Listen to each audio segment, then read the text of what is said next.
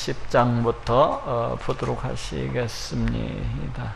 바벨론의 용사는 싸움을 그치고 그 요새에 머무르나 기력이 쇠하여 여인같이 되며 그 거처는 불타고 그 문빗장은 부러졌으며 이제 메데 바사 그 고레스 군대가 이제 유프라테스 강물을 갖다가 막아가지고 이제 바벨론 성을 갖다가 둘러서 그와 같이 흐르고 있는 그 강물을 막고 물이 안 흘러가게 그렇게 해서 바벨론 성으로 들어가는 그 강줄기를 쫓아서 그 수문을 통해서 이제 밤중에 야밤에 그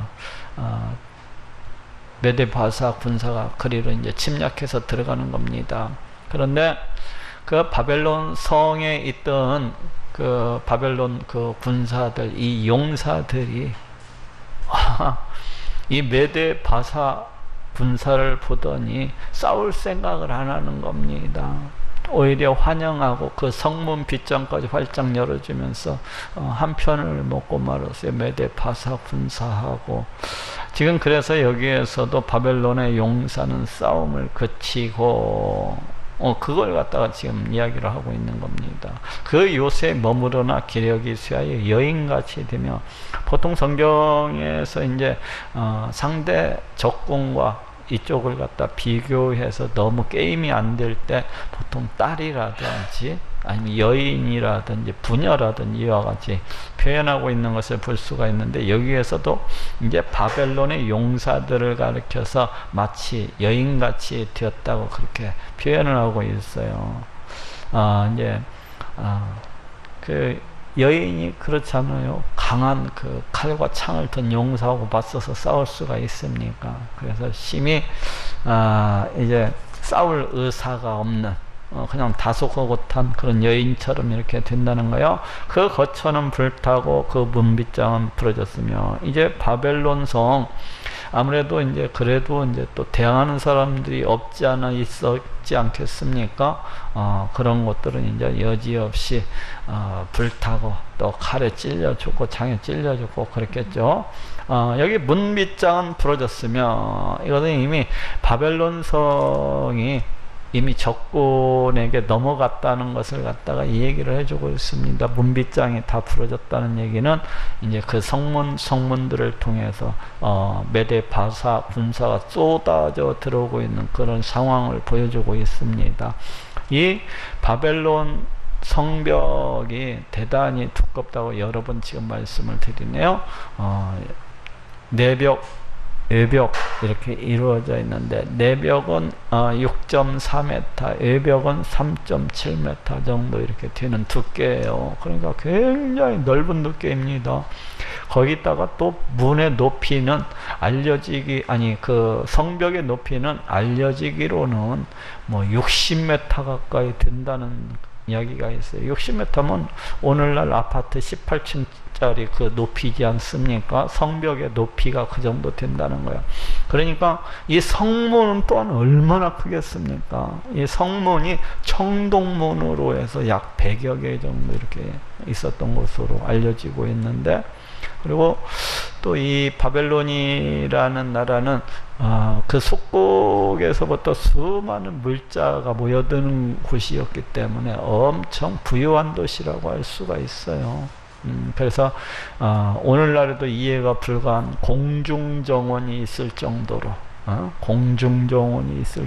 그와 같이 문명이 발달했던 그와 같은 도시입니다. 어쨌거나 그러한 도시가 이제 메데 바사 군사한테 함락이 돼가지고 메데 바사 군사가 쏟아져 들어오고 있는 그런 모습을 생각해 볼 수가 있어요. 보발꾼이 달려 만나고, 보발꾼이라고 하는 것이 이제 전쟁에서의 그 상황 소식을 전달해 주는 임금한테 그때는 말을 타고 뭐 달린다거나 아니면은 그냥 도보로 해서 달리기로 해서 이렇게 달린다거나 해서 그 상황 소식을 갖다 전해주는 겁니다. 전쟁에서의 상황 소식을 달려서 누구를 만났다는 거예요? 바벨론 왕을 갖다가 달려서 만났다는 거죠. 사자가 달려 만나서, 사자도 역시 마찬가지로 그 전쟁의 상황을 전달해주는 그 전령을 말하는 거죠.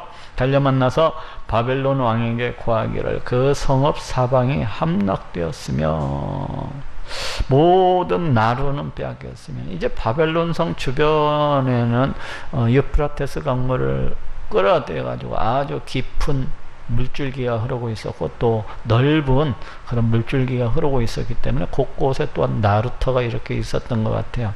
근데 그 나루터는 이미 다 빼앗겨 버렸고, 또 갈밭이 불탔으며, 이 갈밭이라고 하는 건 갈대밭을 뜻합니다. 보통 갈대밭을 성 주변에다가 이렇게 심어 놔 가지고 그 주변에 이제 그 군사들이 매복해 있으면서 쳐들어오는 적군을 향해서 활을 날린다든가 이런 용도로 이제 주로 쓰거든요. 근데 그 갈대밭이 이제 몽땅 다 불타버렸다는 겁니다. 그러니까 모든 방어막이 이제 다 해체되어진 그런 모습을 보이고 있습니다. 군사들이 두려워하이더이다 하리라.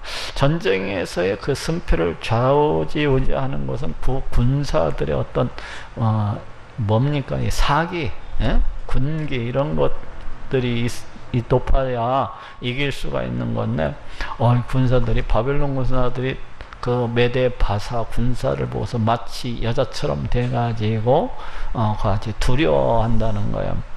근데 지금 이 말씀이 BC 612년 이후, 그리고 BC 605년 전에 베풀어졌다고 볼 때는, 근데 이제 제가 자꾸 BC 612년에서 BC 605년을 갖다가 이 얘기를 하는 것이 실은 더 앞전에 베풀어졌을 수도 있어요. 이 바벨론 멸망에 대한 이 심판 선고가 에레미야 선지자가 BC 627년서부터 이제 예언을 갖다가 선포하기 시작하는데, 벌써 그때부터 이스라엘을 갖다가 바벨론 나라가 이제 심판의 도구가 되어가지고 이스라엘을 갖다가 멸망시킬 것, 패망시킬 것을 이야기를 하고, 동시에 바벨론 나라가 또한 멸망될 것을 벌써 선포하고 있는 것을 볼 수가 있습니다. BC 627년 예언 시작할 때부터 벌써 이렇게 바벨론의 파멸을 갖다가 얘기하고 있는 것을 볼 수가 있어요. 그러니까 이 예루살렘을 갖다가 바벨론 군대가 이제 쳐가지고 돌무더기 황무지가 되도록, 사막처럼 되도록 그렇게 할 것을 갖다가 심판 선고를 갖다 하면서 동시에 그 심판의 도구가 되는 그 바벨론 나라의 패망을 예언하고 있는 거예요. 그래서 지금 여기 에레미야서 50장, 51장에 이 바벨론에 대한 심판 선고가 나오고 있는데, 여기는 어떻게 보면은 그동안 그 에레미야 선지자에게 주어졌던 이 바벨론 나라에 대한 이런 심판 선고를 종합적으로 이렇게 다루고 있다고도 봐야될 수가 있어요. 그래서 이 말씀들이 벌써 이미 바벨론 멸망 심판 선고가 주어진 거예요. 이 바벨론 멸망에 대한 심판 선고는 이 에레미야 선지자의 심판 선고보다도 훨씬 더 앞서서 이미 이사야 선지자를 통해서도 이미 누누이 선포되어졌던 겁니다. 에레미야 선지자보다도 100여 년 전에 살았었던 그 이사야 선지자의 입술을 통해서도 이 바벨론에 의해서 이제 예루살렘이 멸망을 당할 것이고 포로로 끌려가게 될 것이고, 또 그 심판의 도구로서 쓰임받은 이 바벨론이 또한 멸망을 당하게 되리라는 것을 이미 에레미야 선지자보다도 거의 100년 앞서 가까이 살았었던 이사야 선지자도 똑같이 선포하고 있는 것을 볼 수가 있습니다. 심지어는 이사야 선지자에서는 우리가 이사야서 강의할 때 알아봤었지만은 그 메대 바사 왕국의 그 왕 이름, 고레스의 이름까지 등장하는 것을 볼 수가 있어요. 이사야 선지서에서는. 그렇기 때문에 이것을 갖다가 제가 자꾸 BC 612년부터 BC 612년은 이제 이 아수르 니느웨가 바벨론 군대에 의해서 멸망당한 시점입니다. 그리고 BC 605년은 이제 예루살렘이 바벨론 제1차 포로로 끌려가는 그런 해이고, 그래서 주로 예언이 그 전에 주어졌을 수도 있어요. 그러니까 처음부터. 근데 그래도 더디게 잡는다면은 BC 612년, 그러니까 아수르 니느웨가 바벨론에 의해서 패망한 그 시점에 최소한 주어졌다고 보는 거예요, 제가. 그래서 근데 여기 모든 나루는 빼앗겼으며 갈밭이 불탔으며 군사들이 두려워하더이다. 마치 바벨론이라는 나라가 이미 메대 바사 군사에 의해서 다 멸망이 된 것처럼 그렇게 지금 기록을 하고 있어요. 이미 그 역사적 사건이, 그 패망 사건이 눈앞에서 펼쳐지고 있는 것처럼 이미 심판을 당한 그 모습으로서 그걸 지금 이거 기록을 하고 있습니다. 이건 뭡니까? 이런 거 보고 예언적 완료라 그래요. 그래서 우리 하나님께서 때가 되면은 반드시 이렇게 되리라는 겁니다. 이렇게 되리라는 거예요. 우리 하나님이 세상 역사를 갖다가 태초부터 세상 끝날까지 그냥 한눈에 바라보시는 분입니다. 모르시는 것이 없으신 분이세요, 우리 하나님은. 왜? 그 생각과 그 계획과 그 뜻한 바대로 이 세상 역사를 갖다 이끌어 가시는 그러하신 분이시기 때문에 우리 인간의 그 주먹 많은 머리로서 우리 하나님의 지혜를 측량한다는 것은 결코 불가능한 일입니다. 그래서 여기에서도 우리 하나님께서 그냥 아주 세세하게 그 예언을 하고 계신 것을 볼 수가 있습니다. 왜 이렇게 하는 겁니까?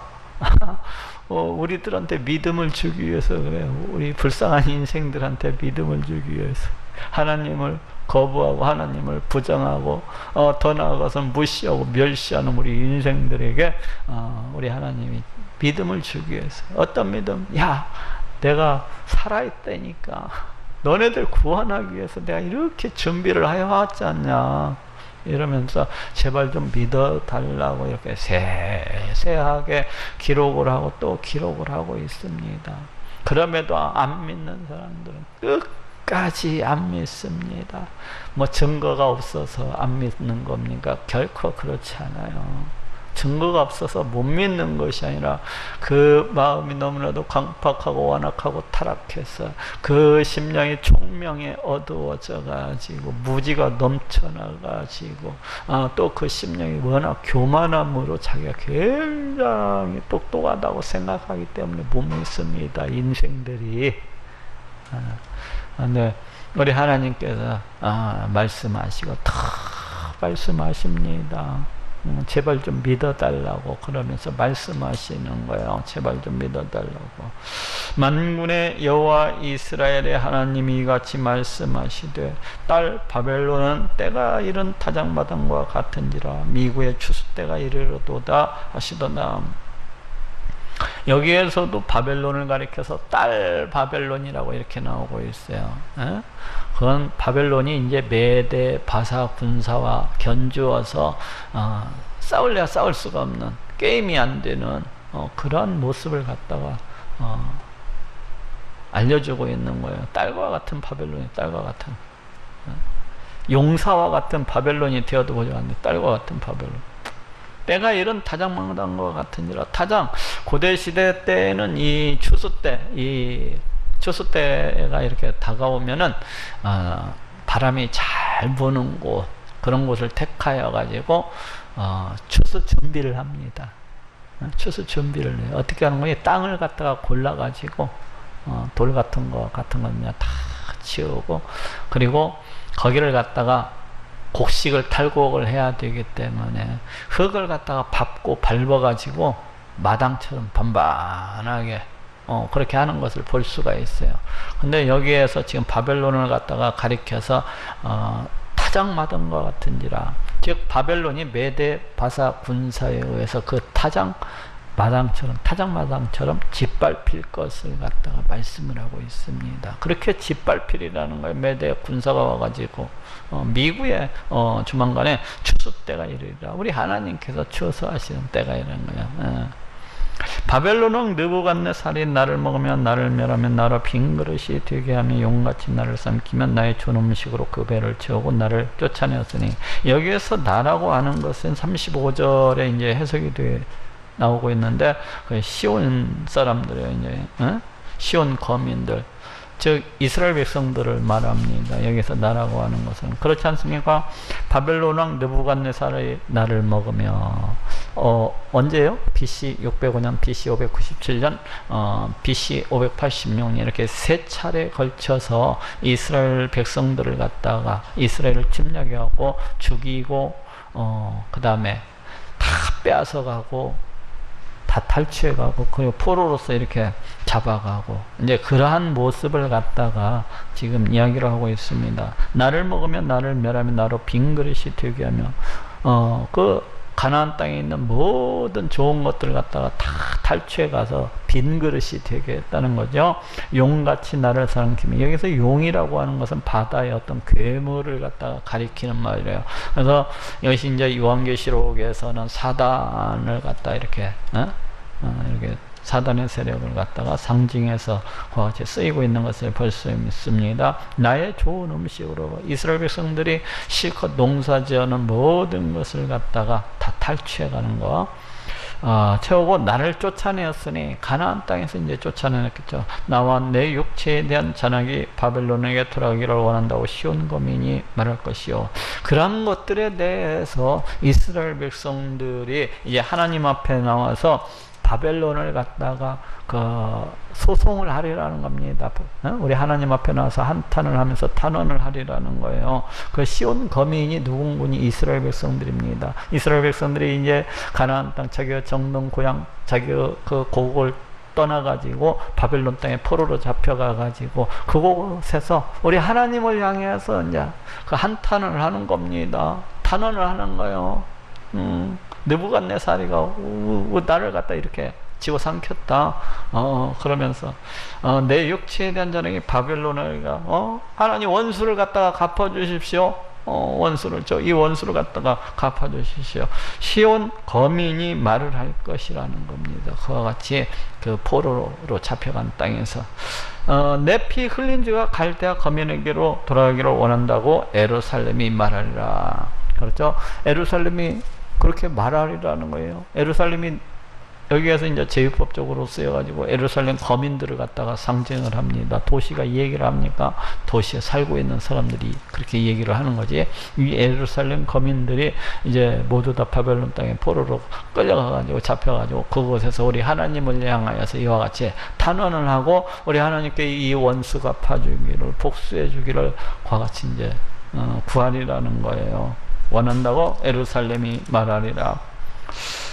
그러므로 여호와께서 이같이 말씀하시되, 보라 내가 네 송사를 듣고, 위에서 지금 시온 거민들, 그 이스라엘 백성들이 그 한 탄원, 그 소송에 대해서 우리 하나님께서 이제 대답하시되, 보라 내가 네 송사를 듣고 너를 위하여 복수하여 그 바다를 말리며 그 샘을 말리리니, 우리 하나님께서 그 원수를 갖다가 대신 갚아주시겠다고 지금 말씀하시고 있는 겁니다. 그 바다를 말리며 그 샘을 말리니, 여기서 그 바다라고 하는 것은 이제 유프라테스 강을 갖다가 일컫는 말입니다. 이 유프라테스 강은 고대 문명 발상지지 않습니까? 그러다 보니까 엄청난 그 물줄기가 이렇게 강의 넓이도 크고 이렇게 흘러가는 것을 볼 수가 있는데, 그래서 이 바다처럼 이렇게, 그러니까 결코 마르지 아니한다는 그런 의미를 갖고 있겠죠. 결코 마를 수가 없는 그런 바다를 갖다가 말리겠다는 그런 마치 바다와도 같은 그런 유프라테스 강물을 갖다가 말리겠다는 거예요. 그 샘을 말리리니, 샘이라고 하는 것도 역시 같은 이미지라고 할 수가 있어요. 끊임없이 그 솟구쳐 올라오지 않습니까? 샘이라고 하는 것은 물이, 그래서 결코 마르지 않을 것 같은데 그러한 유프라테스 강을 갖다 말리리라니, 그 샘과도 같은 유프라테스 강, 바다와도 같은 그 유프라테스 강을 말리리라는 겁니다. 우리 하나님께서 그렇죠. 메데 바사왕이었던 이 고레스 군대가 쳐들어갈 때 유프라테스 강을 막아서 말리잖아요. 말리고 그 바벨론 성 안으로 들어가는 그 유프라테스 그 강줄기, 그 수문을 쫓아서 말르니까 이제 들어갈 수가 있는 거잖아요. 그 수문을 쫓아서 밤중에 들어갔었던 것을 볼 수가 있어요. 너무 자세하게 우리 하나님께서 이 바벨론 멸망에 대해서 어쩌면 이렇게 자세하게, 너무 자세하다 보니까 이것이 안 믿는 사람들은 이것이 나중에 쓰여진 모양이다 이렇게 생각을 하는 거예요. 이 일이 이루어진 다음에 쓴 모양이다. 어떻게 이렇게 예언이 이렇게 다 이렇게 세세하게 마치 영화를 보고서 기록을 한 것처럼 이렇게 할 수가 있냐? 그러잖아요. 하나님을 모르는 자들은 이해가 안 되죠. 우리 하나님이, 심지어는 교회 다니는 사람들조차도 너무 정확하다 보니까, 너무 정확해서 안 믿는 사람들이 있어. 너무 정확해서 너무 정확해서 못 믿어. 근데 우리 하나님이 이 권세와 능력이라고 하는 거, 우리 하나님이 어떠하신 분인지를 모르기 때문에 그 사람들이 그러는 겁니다. 우리 하나님은 이러한 일들이 어때요? 너무나 쉬운 겁니다. 이 세상 온 우주 만물을 갖다가 다 창조하시고 이 모든 것들을, 이 광대한 우주를 갖다가 자기 손바닥처럼 그렇게 다스리시고 통치하시는 분이신데, 이런 건 식은 죽 먹기일 거예요. 우리 하나님한테 식은 죽 먹기야 이렇게 예언하는 것은 식은 죽 먹기입니다. 바벨론이 황폐한 무더기가 되어서 시랑의 거처와 놀량같이 쑥거리가 되고 거민이 없으리라. 지금 여기 바벨론이 완전히 파멸을 당하여서 마치 이제 그 들짐승들이 거니는 그렇게 황무지와 같은 땅이 될 것을 말씀을 하고 있습니다. 그래서 모든 지나가는 사람들이 손가락질을 하면서 비웃고 조롱하는 그와 같이 될 것을 이렇게 말씀을 하고 있어요. 그러면서 거민이 없으리라. 그런데 BC 539년 메데바사 군사의 침공에 의해서 이렇게 바벨론이 무너지긴 했지만 이 말씀이 그때 당시에 그대로 성취되어지지는 않았어요. 그 뒤에도 이제 바벨론이 헬라 제국 침공을 받고 또 여러 번의 이 침공을 받으면서 그 화려했던 바벨론 성이 여기 오늘 성경 말씀에 나오는 것처럼 돌무더기처럼 사막처럼 그와 같이 변해버렸던 것을 볼 수가 있습니다. 그래서 이것도 우리 하나님께서는 이 세상 역사를 갖다가 주장하시는 분이시기 때문에 그것을 그냥 이 자리에 서가지고 앞으로 1000년, 2000년 그리고 종말의 때까지 우리 하나님께서 다 알고 계시는 거예요. 그래서 그걸 갖다 이 통시적인, 이 시간 말로 좀 통시적인 이 시대를 갖다가 그냥 꿰뚫어서 다 이렇게 보시는 분이기 때문에 이렇게 예언을 하고 계신 겁니다. 근데 이제 특별히 성경에서 이제 이 이방민족들에 대한 예언은 우리 하나님 종말의 심판을 갖다가, 심판 때를 갖다가 예표해주고 있기 때문에 그래서 이와 같이 이제 표현을 하고 있는 겁니다. 그들이 다 사자같이 소리하며 어린 사자같이 부르짖으며, 누구? 그들이라고 하는 것은 39장에 나오는 이야기로 봐서 이제 바벨론이라는 것을 알 수가 있어요. 이 바벨론이 다 사자같이 소리하며 어린 사자같이 부르짖으며, 보통 동물 왕국에서 우리가 보건대 사자와 그 새끼들이 부르짖을 때가 있습니다. 어느 때인 거 보면은 막 사자 그 자기 먹잇감을 갖다가 탁 덮쳐갖고 탁 잡고서 으르렁거립니다. 자기의 포효스를 그 만족감에. 그러나 사자 새끼들도 으르르 올려가지고 같이 으르렁거려. 그 만족감의 그 기쁨에, 먹잇감을 하나 붙잡고서 그런 것을 볼 수가 있어요. 근데 이 바벨론도 세상 많은 민족들을 갖다가 다 패망시키고 멸망시켰던 자들이 아닙니까? 마치 사자들처럼 그 멸망시키고 패망시키고, 그리고 그 만족감에, 그 기쁨에 너무 좋아라 하는 그런 바벨론의 모습을 생각해 볼 수가 있어요. 열정이 일어날 때에 그 뜨거운 어떤 마음이 그 바벨론에서 어떤 승리의 기쁨, 자기들의 어떤 만족감, 성취감, 이런 거, 어떤 승리감, 이런 것들이 막 한참 뜨겁게 달아오를 때에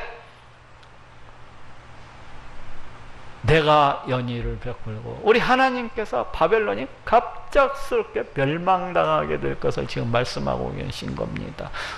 누가 지금 연희를 베풀어요? 우리 하나님께서 진노의 연회를 베푸시리라는 거야. 진노의 잔치를 베푸시리라는 겁니다. 우리 하나님 진노의 잔치. 근데 여기에서 이 연회를 베풀고는 종이법적으로 이렇게 생각을 해야 될 것 같아요. 저쪽 다니엘서 5장에 이 바벨론의 마지막 왕이었던 벨사사리가 그 멸망당하던 날 귀인들 1000명을 모아놓고서 그 술잔치를 벌이지 않습니까? 연회를 베풀지 않습니까? 그러한 모습과 또 우리 하나님 그 진노의 이 잔치를 베푸는 모습, 그러니까 실질적인 벨사살 왕이 베풀었던 그 연회의 모습을 갖다가 은연중에 암시해주고 있고, 또 하나는 우리 하나님께서 메대 바사 군세를 통하여서 이 바벨론을 갖다가 치는 것을 지금 잔치에 또 비유를 하고 있습니다. 메대 바사 군사를 통해서 이 바벨론을 갖다가 짓밟는 것을 우리 하나님께서 연희의 비유를 하고 있는 거. 우리 하나님께서 베푸시는 그 진노의 잔치에 이렇게, 그래서 정의법적인 그런 표현이라고 할 수가 있어요. 그래서 여기 내가 연희를 베풀고 그들로 취하여 바벨론으로 이제 취하여서 기뻐하다 영영이 잠들어 깨지 못하게 하리라. 실질적으로 이제 그 바벨론이 느부갓네살 왕이 BC 562년에 이제 죽습니다. 그리고 그 아들이었던 에윌모로다기가 이렇게 왕위에 오르는 것을 볼 수가 있어요. 근데 2년밖에는 왕을 못했어요. BC 560년까지. 그리고 그 뒤에 그 매형한테 매형이 이제 정권을 갖다가 이제 전복시켜 가지고 그 매형이 이제 이렇게 왕으로서 이렇게 또 등극하고, 또 반란이 일어나고 또 바뀌고 이런 상황이 되면서 이 국력이 급격히 순식간에 정신이 없는 겁니다. 내부 반란이 자꾸 일어나고 그러다 보니까 급격히 망하게 되는 거예요. 갑자기 성장이다 갑자기 망하게 되는 겁니다. 근데 이제 우리 하나님께서 그것을 누가 하신다는 거예요? 우리 하나님께서 그렇게 행하신다는 겁니다. 그런 모든 과정들이 그들이 이제 막 각 민족들을 갖다가 막 멸망시키고 패망시키고 영토를 갖다 넓혀나가는 그 기쁨과 그 만족감과 그 승리감에 들취해갖고 한참 떠들고 있다가 갑자기 패망을 하게 되는 겁니다. 갑자기 패망을 하게 되는 거예요. 영영이 잠들어 깨지 못하게 하리라. 우리 하나님께서 영원히 다시 일어서지 못하게 하리라는 것, 다시 회복되지 못하게 하리라는 겁니다. 내가 그들을 끌어내려서, 누구를 끌어내려서? 바벨론을 갖다가 끌어내려서, 우리 하나님께서 그러니까 이 바벨론이 패망한 것은 메대 바사 군사가 강해서 바벨론 나라가 갑자기 멸망을 당하였는가 합니다. 그게 아니에요. 우리 하나님께서 그렇게 행하셨기 때문에 그런 거예요. 내가 그들을 끌어내려서 어린 양과 수양과 수염소가 도수장으로 가는 것 같게 하리라. 이 도수장, 이 도축장이 어떤 거예요? 보통 여기 나오는 어린 양을 갖다가 이제 목을 따가지고 양을 잡습니다. 그러면 막 피가 그 도축장에 흐르는 걸 갖다 볼 수가 있어요. 그럴 뿐만 아니라 각양의 짐승들이 죽어가면서 내지르는 그 비명의 소리들이 가득 찬 곳이 도축장에, 피가 막 유혈이 낭자한 곳이 도축장이야. 근데 바로 바벨론이 그와 같이 되리라는 겁니다. 이제 메대 바사 군사에. 근데 여기도 BC 539년 상황에 라고는 정확히 할 수가 없어요. 왜 그런 거니? 거의 뭐 BC 539년 메데바사 군사가 거의 무혈입성하다시피 해서 이렇게. 근데 또 귀족들은 많이 잡아 죽였겠죠. 벨사살 왕을 통해서 마치 도축장처럼. 슬프다 세삭이 함락되었도다. 여기 이제 세삭이 나오고 있습니다. 이제 슬프다는 의미는 그 바벨론 멸망, 그 파멸의 그 강도를 갖다가 더 강하게 해주는 표현이라고 할 수가 있어요.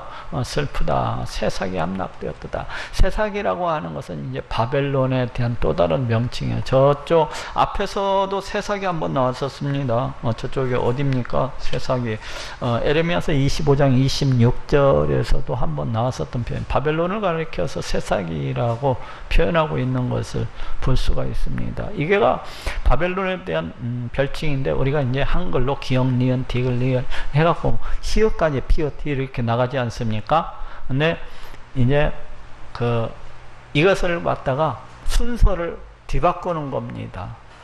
히읗, 기역이 들어가는 자리에는 맨 마지막 글자인 그 히읗을 갖다 쓰고, 니은이 들어가는 자리에는 피읍을 갖다가 쓰고, 이런 식으로. 그래서 바벨론을 갖다가 거꾸로 이렇게 그 철자를 갖다가 이렇게 해서 기록을 하되면 세삭이라고 이렇게 나와요. 세삭. 그러니까 이러한 표기법이 그때 당시에 이렇게 유행을 했었는지 어쩌는지 잘 모르겠어요. 왜 세삭이라고 이렇게 그렇게 표기를 갖다가 이렇게 거꾸로 바꿔갖고 표기를 했는지는 모르겠어요.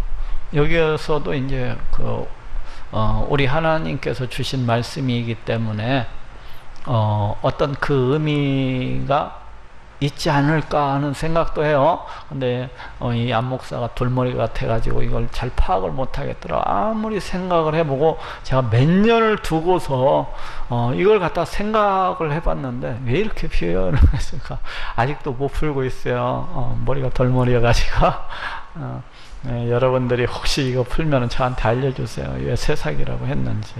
저는 모르겠어요. 어떤 사람들은 이 세삭이라고 한 이유가 바벨론이 그때 당시에 시퍼렇게 이렇게 너무 강대국이기 때문에 뭐 이렇게 세삭이라고 이렇게 은유적으로 표현을 했을 것이다 하는데, 그건 맞지 않아요. 지금까지 바벨론이라는 명칭이 수도 없이 나오고 있는데, 그래서 왜 이렇게 표현을 했을까? 그것은 제가 나중에 이제 하늘에 올라가면 물어봐야 될 것 같아요. 에레미야 만나게 되면은 붙잡고 물어봐야 돼요. 세상이라고 했는데 그게 어떤 의미가 들어있어서 그렇게 했는지. 세상이 함락되었도다. 온 세상에 칭찬받는 성이 빼앗겼도다. 그렇죠. 온 세상으로부터 그 찬양을 받는, 그 높임을 받는 그 바벨론 성이 빼앗겼도다. 슬프다. 바벨론이 열방 중에 황폐하여졌도다. 이 바벨론의 패망을 갖다가 애국 안타까움을 표시하고 있는데, 이 멸망, 그 파멸의 그 아픔을 갖다, 파멸의 고통을 갖다 더해주고 있죠. 바다가 바벨론에 넘치며 그 많은 파도가 그것에 덮였도다. 여기에서 바다는 이제 메대 바사 군사를 갖다가 가리키는 표현이에요. 저기 50장에서도 마치 메대 바사 군사가 막 파도가 막 흉용함처럼 막 이렇게 덮치는 것처럼 그렇게 표현을 하고 있었는데, 여기에서도 이제 메대 바사 군사를 갖다가 바다가 바벨론에 넘치며 그 많은 파도가 그것에 덮였도다. 유프라테스 강이 보통 우기 때 이제 장마철에 보면은 막 그 바다처럼 그 유프라테스 강물이 넘쳐가지고 막 바다처럼 변하는 거야. 그러면은 그걸 갖다가 누가 막을 수 있는 사람이 있습니까? 없어요. 그냥 강물이 넘치는 것은 아무도 막을 수가 없어요. 그런데 바로 이제 메대 바사군사가 마치 그와 같이 이제 바벨론을 갖다가 멸망시킬 것을 말씀을 하고 있습니다. 그 성읍들은 황폐하여 마른 땅과 사막과 거민이 없는 땅이 되었으니 그리로 지나가는 인자가 없도다. 이것도 이제 BC 539년 이 문자적으로 이루어지지는 않았어요. 근데 역사적으로 우리 예수님 당시에만 해도 아주 그냥 폐허가 돼가지고 문자적으로 성취되어진 그런 모습을 이렇게 볼 수가 있습니다. 내가 벨을 바벨론에서 벌하고 그 삼킨 것을 그 입에서 끌어내리니, 여기서 벨은 이제 뭐 이쪽 바벨론의 출신이라고 할 수 있는 그 마르독의 같은 그 말이에요. 마르독을 벨이라고도 부르고 벨을 갖다 마르독이라고도 이렇게 불러요. 그래서 여기에서 이제 벨이라고 하는 것은 바벨론 사람들과 동일시에서 쓰여지고 있어요. 예? 뭐 우상 이 헛것이잖아요. 헛것을 갖다가 뭐 우리 하나님께서 헛것을 갖다가 심판하시는 이 이상한 정신 이상한 그런 분은 아니세요. 그래서 여기서 벨이라고 하는 것은 바벨론 사람들을 갖다 동일시에서 쓰여지고 있는 거요. 그 바벨론을 벨을 갖다가 섬기는 그 사람들.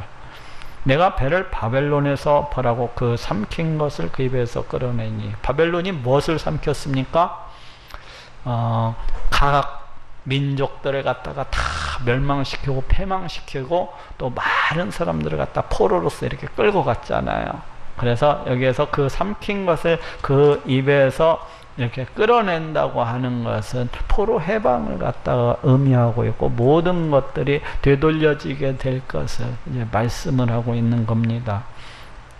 그래서 BC 539년 메데바사 군사가 바벨론을 갖다가 점령하고, 고레스가 BC 537년 칙령을 내림으로 해서 그 바벨론 땅에 끌려와 있던 모든 이민족들이 자기 나라로 이렇게 돌아갈 수가 있었던 것을 보게 됩니다. 열방이 다시는 그에게로 흘러가지 아니하겠고, 여기에서 열방도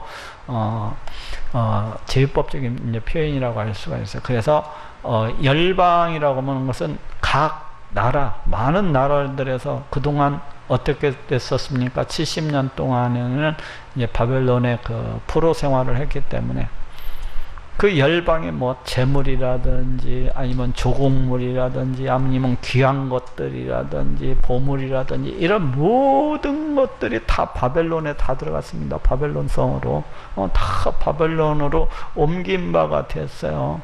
지금 그 얘기를 하고 있어요. 네, 열방이 다시는 그에게로 흘러가지 아니하겠고, 지금까지는 흘러갔었는데 앞으로는 흘러가지 않으리라는 거예요. 바벨론 성벽은 무너지리로다. 또 539년 이루어졌다는 얘기는 아니고, 그 뒤에 역사가 이제 바벨론 멸망이 문자적으로 그대로 이루어지는 것을 갖다가 확인할 수가 있습니다.